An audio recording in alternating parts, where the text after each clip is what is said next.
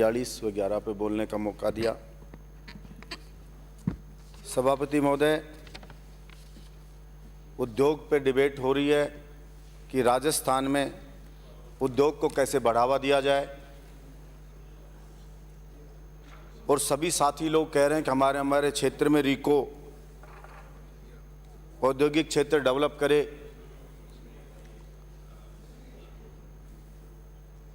और सभी का कहना है कि हमारे यहाँ पे उद्योग लग नहीं पा रहे। सभापति महोदय, मेरे क्षेत्र में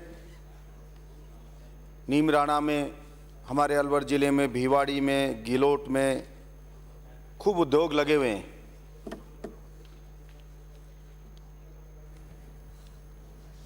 रोजगार चाहे एक भी लोकल व्यक्ति को वहाँ पे नहीं दिया जा रहा है। पॉल्यूशन हम झेल रहे हैं, जमीन हमारी चली गई, पानी का दोहन इतना हो गया कि पूरा क्षेत्र डार्क जोन में आ गया। गांव के गांव वीरान हो गए। पीने तक का पानी, मजदूरी करने वाला व्यक्ति है वो भी पानी खरीद के पी रहा है।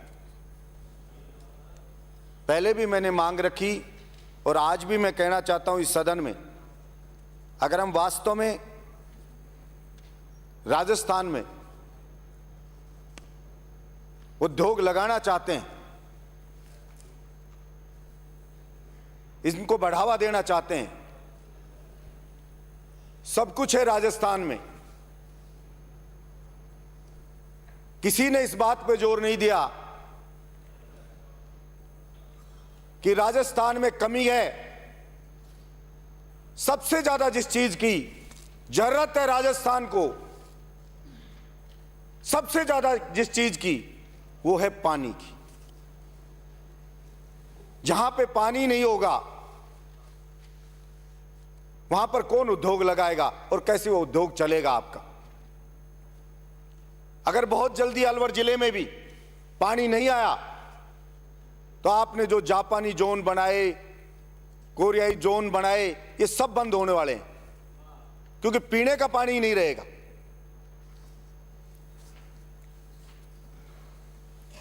मैंने पहले भी कहा,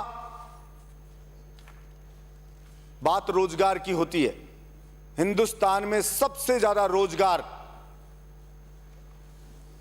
यहां के लोगों को खेती से मिलता है, और उसकी तरफ किसी का ध्यान नहीं जा रहा है। किसान बर्बाद होता जा रहा है। जो हमारे पास है उसको हम छोड़ रहे हैं। वो हमारे गांव में कहावत है, बोले गोदी वाले बच्चे को पटक कर पेट वाले के आस में चल रहे हैं। उसकी कोई सुध नहीं ले रहा है। आदरणीय अटल बिहारी वाजपेयी जी ने एक शुरुआत की थी कि सभी नदियों को जोड़ा जाए, लेकिन वो वहीं की वहीं बात रहेगी। उसके बाद में जो भी कोई आए उस बात को किसी ने आगे ही नहीं बढ़ाया।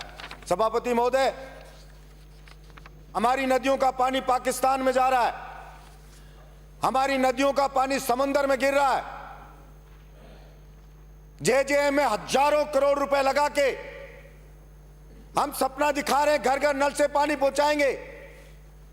बोरिंग खुद रहे हैं, डार्क निकल रही है, ड्राई निकल रही है सारी डार्क जोन में, और पैसा पानी की तरह बहाया जा रहा है, लुटाया जा रहा है जनता के पैसे को, सिर्फ कमीशन खाने के चक्कर में।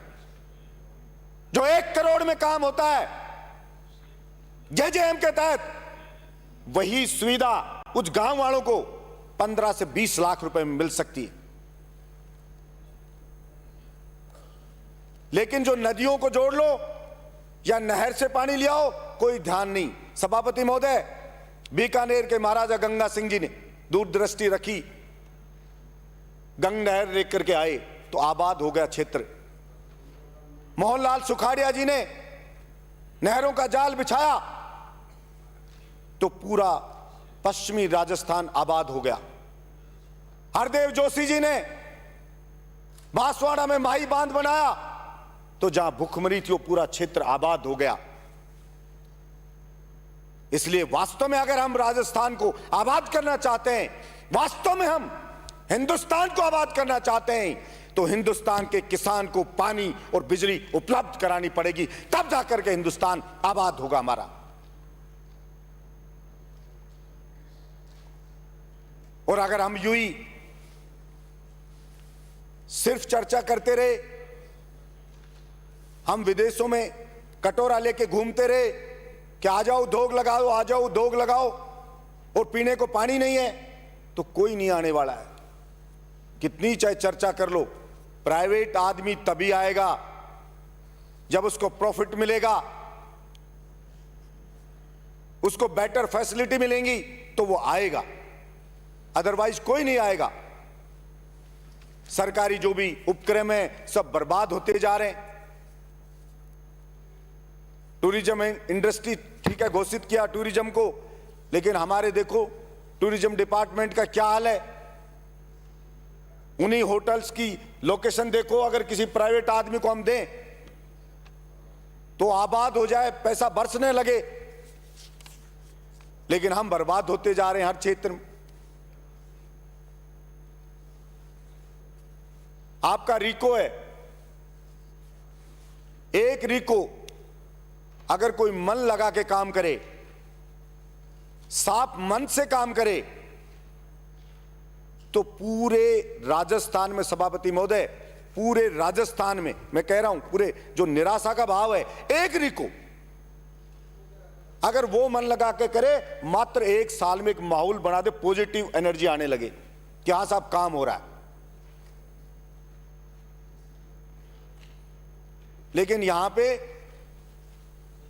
जुनून के साथ काम किया नहीं जाता, टाइम पास होता रहता है, सिर्फ चर्चाएं होती हैं। और मैं देखता हूं जब जिस ढंग से पैसा खर्च होता है, यहां जाके मैंने कई बार बोला, जिस ढंग से पैसा बर्बाद होता है, जिस ढंग से लुटता है, सरकार में जो पैसा होता है जनता का पैसा होता है, कोई आदमी को दर्द ही नहीं होता कि ये पैसा ज्यादा क्यों लग रहा है, या बार्गेनिंग की जाए, ये पैसा हमारा बेवजह यहां पे खर्च हो रहा है, उसको बचाया जाए, किसी को कोई चिंता नहीं है, क्योंकि वो अपना नहीं लगता है। सभापति महोदय, गांव में छोटे छोटे उदाहरण से देख सकते हैं, एक घर में 4 भाई होते, शादी हो जाती, चारों की 4 बहुएं आ जाती घर में, साझे का काम रहता, खेती का भी। खेत में वो सोचती मैं लेट जाऊं, मुझे क्या जल्दी है, मुझे क्या जल्दी है। उसने देखा मेरे बच्चों के लिए ये चीज ले ली, तो दूसरी कहे मैं इससे ज्यादा लूं, तीसरा कहे मैं ज्यादा, और वो घर बर्बाद सा होने लगता था। और वही ये कलयुग है, वही जब अलग अलग हो जाती बहुएं, तो वो सुबह उठ करके दिन उगने से पहले खेत में वो पहुंच जाती, उससे पहले वो पहुंच जाती, और वो सारे फसल भी तगड़ी करते, बचत भी करते और लगे रहते, क्योंकि उनको ये एहसास हो जाता कि ये तो मेरा नुकसान हो रहा। ऐसी भावना डेवलप करनी पड़ेगी। सरकारी विभाग में काम करने वाले कर्मचारी हो, अधिकारी हो, पॉलिटिशियन हो, कि जो सरकार का पैसा है वो हमारा पैसा है, इस देश का पैसा है, 2 मिनट में उसको बचाना हमारी जिम्मेदारी। कंक्लूड कर ले आप। बिल्कुल सर। इसलिए मेरी बार बार ये विनती है कि एक बार और जगह खर्च कर रहे हैं, बिना रोड के भी चल लेंगे। पहले कोई रोड नहीं थे, कच्चे रास्ते थे, तो भी सुकून में थे, चल लेंगे।